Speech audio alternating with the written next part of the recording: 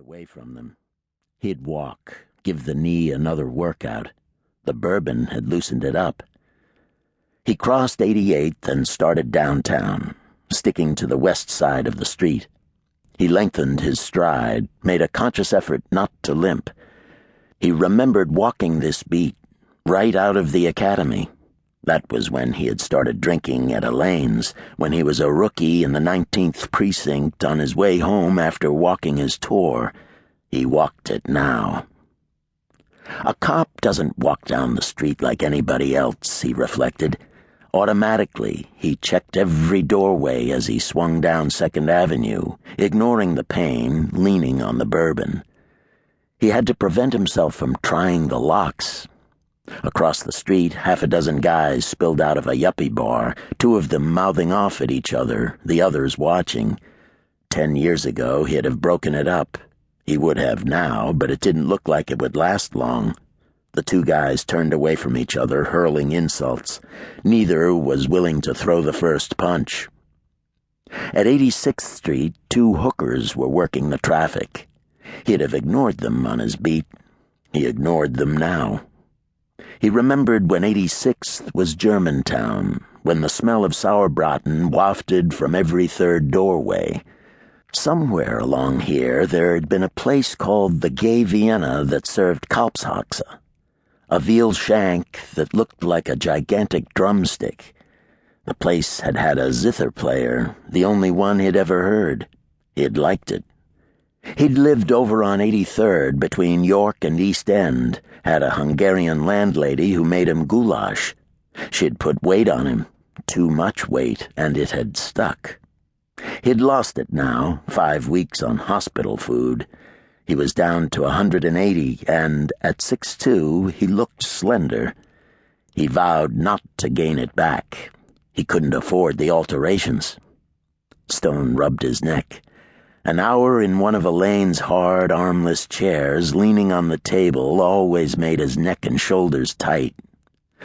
About 70th Street, he started to limp a little, in spite of himself. In the mid-60s, he forgot all about the knee. It was just luck.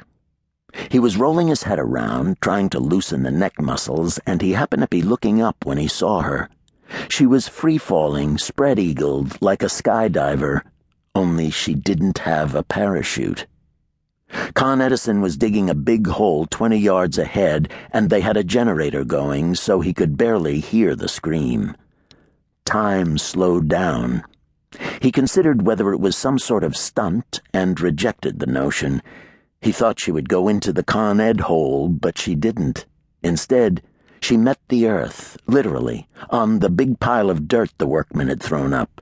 She didn't bounce. She stuck to the ground as if she had fallen into glue. Stone started to run. A Con Ed man in a yellow hard hat jumped backward as if he had been shotgunned.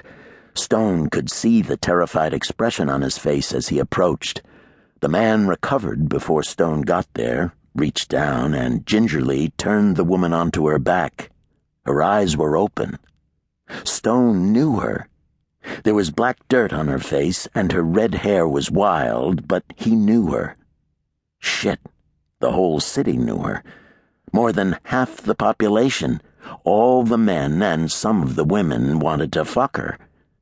He slowed just long enough to glance at her and shout at the Con Ed man, "Call an ambulance! Do what you can for her!" He glanced up at the building.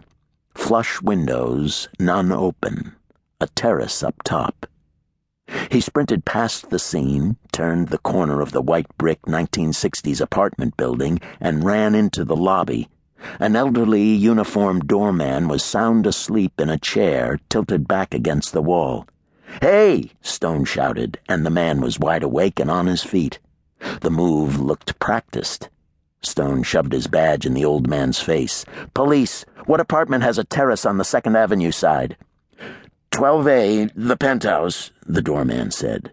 "Miss Nijinsky." "You got a key?" "Yeah." "Let's go." The doorman retrieved a key from a drawer, and Stone hustled him toward the elevators. One stood open and waiting. The doorman pushed 12. "What's the matter?" the man asked. "Miss Nijinsky just took a dive. She's